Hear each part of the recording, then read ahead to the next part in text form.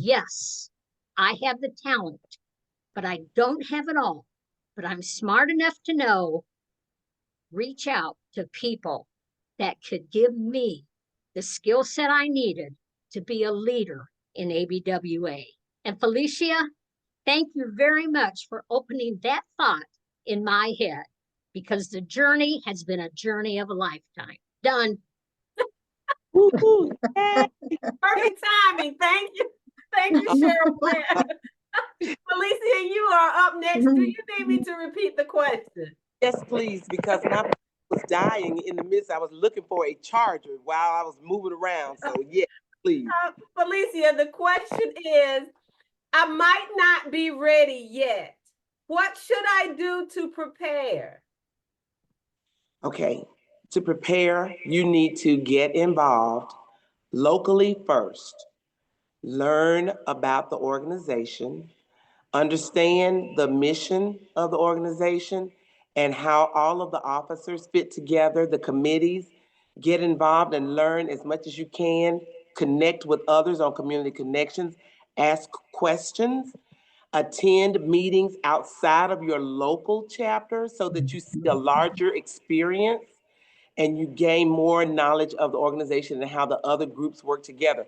Because every chapter is autonomous in that there's a vibe associated with each chapter. Though we all follow the same bylaws and the mission statement, it's made up of a lot of different women.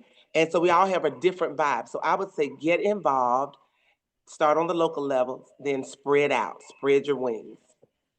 Thank you. And you're welcome, Cheryl. Awesome. I love that this was random, so I'm glad you two were able to tag team. Okay, we're having up next Miss Trina Kazi and Miss Lori Birch. Trina, you're up first. How did you get here? What is something you found to enhance your success? How did you get here? And what is that something you found to enhance your success? Thank you. How did I get here? To be honest, I got here through a lot of great women along my path, from the person who introduced me to ABWA in 1999. She worked with me when I was in retail management. I decided I didn't want to do that anymore, so I quit. I quit without a plan. So with ABWA, I learned how to quit a job with a plan. I learned how to volunteer and increase my skill set. I learned how to build a network of people who genuinely cared about other people. These women happen to be ABWA women. So as a part of that process, you learn, you grow together, you support each other. One of the earlier past presidents, Sonia, mentioned that she's going to be running for office. In ABWA, when they ran for office before, it was so exciting, so exhilarating. They had signs and posters that were traveling everywhere. And it just, you could just hear the love coming through the same color outfits and everything. So in 2000, they had the ABWA National Conference in Atlanta, Georgia, and there were red outfits everywhere. You could look forward, backwards, left or right, and it was just a phenomenal thing. And I just kind of stayed with it, volunteering at a local, national, regional level. You could volunteer for conferences and your chapters could get money back at one point, but it was just a wonderful experience. But it's the people that make the difference. So if you do what you're supposed to do as a person and treat people well, love them, share good information, I think your result ends up being something that's greater than you can ever expect. And I found love in ABWA, and I tried to lead with it as part of my theme as a national board president for the Impact Board when I was chair. Thank you. Perfect timing. Thank you. Lori, would you like for me to repeat the question? No, I got it. I got it. I think the hardest part is there's a lot of different ways I could answer it, but I guess the way that I would answer this question is this, is that I don't know about all of you, but I have a suspicion that you may, like me, just felt like there's something really special inside you. that you were meant for something, but it's almost like you kept it a secret because you were afraid of other people seeing it or not seeing it. And it's something you walked around with and carried, but you felt it inside. For me, I came to ABWA through my mom. She was a member. And in the wake of losing my stepdad, whose birthday is today, by the way,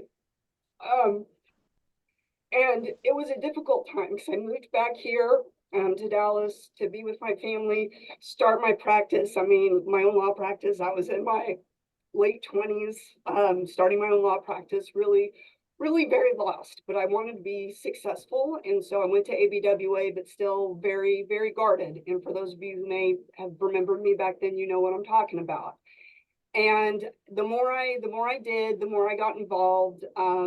I would open up a little bit, but still very much held back. And then one day I got nominated for top 10 business women. And then I got a call from the national president that I was selected and went to my first national conference where you're pretty much, let's be honest, attacked in such a great way with love. And the way I would summarize it is this, is that was really the start for me in seeing myself through other people's eyes and being able to be vulnerable and authentic. And that's why I get so emotional about it, that's what I found enhanced my success, is that this thing I felt that I had inside of me, you all saw and you drew it out of me. And that's what gave me the strength to be who I am. Thank you. You were Thank fabulous. You, Lori. And I want to just let's put a heart up for Lori. We appreciate you sharing that with us tonight. Thank you for that. Thank you, Trina. Thank you, Lori. And at this time, we're going to take a question because I have seen some people in the chat. We're going to take a question from the audience. And Jeanette Mitchell, can you come off mute and ask one of your questions? Are you there? Hello, can y'all hear me? Yes. Hi, yes, sorry, I am very, very out of town and I don't have camera access. But I really, really, really wanted to know from really any of you ladies, what is your favorite thing that you learned about yourself during your journey as president? And who would like to jump on that question? We'll have one response. Don't make I'll go for it. I'll go. Okay. Go ahead, Trina. Okay. Yeah, I think you learn a lot about yourself and the people that you love in the process. And I hope this is okay for me to give this example because I didn't ask ahead of time. But Ann O'Neill and I ran for president at the same time. We started in ABWA around the same time, served in the same Atlanta area council, had the same network of friends. So that was a little tough to serve on the board with her and run for the same office, and we're running as friends. But the compassion that happens in that journey is something that you don't get to experience in other places. Whether it's in a job or whether you're running for office, you don't get the same type of love and support and understanding about the journey that you're on, the journey that helps you get to self-actualization, the journey that helps you understand why you were purposed to do certain things. So I am thankful for that experience. I'm super thankful to have had Sharon as my president during that journey. And Ann and I worked to support her at one of the toughest times in ABWA history. So I'm thankful for that experience. And I think how we learn to work with each other and support each other is very special in how we do it here in ABWA. So hopefully that helps to address your question. Thank you, Trina. Thank you, and Jeanette, for asking the question as well.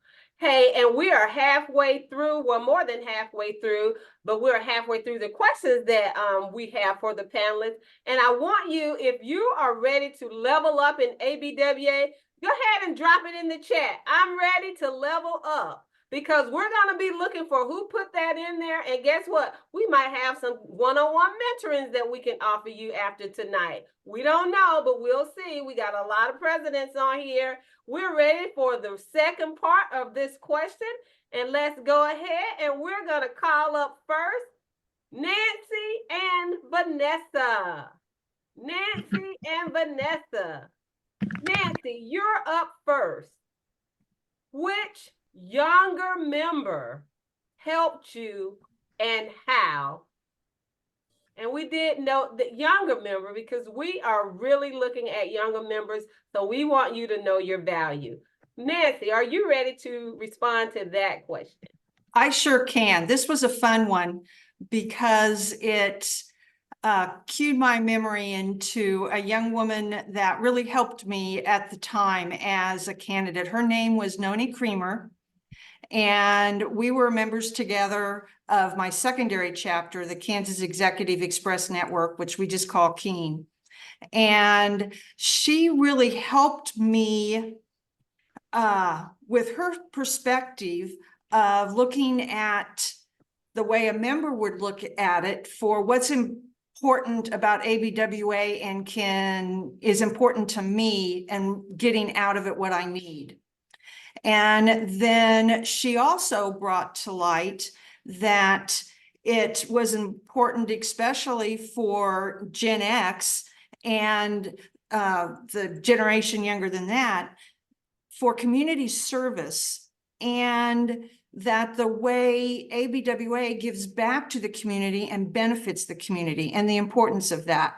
Plus, she was an officer of KEEN at the time, so she kept me grounded in what local league officers really needed at that point in time. Yes, of course, I'd been an officer, but that always is evolving and changing. So that was very important. And then also from a practical point of view, she helped with the graphics for all of my campaign materials. So that helped too. Awesome. Thank you. Thank you for sharing that, Nancy. Vanessa, would you like for me to repeat the question? No, I think I have it. Thank you. My person was Artesia Dupree. And if you were here during the time period that I was running, she was an awesome little dynamo, but she had only joined the association a year before she took the job. So at first I was hesitant because, you know, you're running for office, you know, you want everybody to be a certain way and understand ABWA. But on the other hand, she had such excitement for the ABWA brand that she kept me positive, even during times when I felt like crises were going on. She was in there. She wanted balloons at my table. It was not even a conscious thought for me, but it was fun. She found ways to find fun. So I always encourage new people to even look at helping people on a campaign because it's a stressful period, but it's so much fun. And it enlightens you to a whole new world, because I think when I was campaigning with Amy and Sandra Overstreet was the first time I literally got to talk to ABWA presidents and board members. And I got to understand that in my head, I always saw leaders as drivers. They were always those people that were the bright idea, didn't have to worry about how to make the plan work. They just had to create the plan. So I was always the make the plan work kind of girl. I was the analytical, and I didn't think I was going to be a leader. But it is those opportunities where you get involved that show you what you can do. Thank you for your responses, lady. Thank you.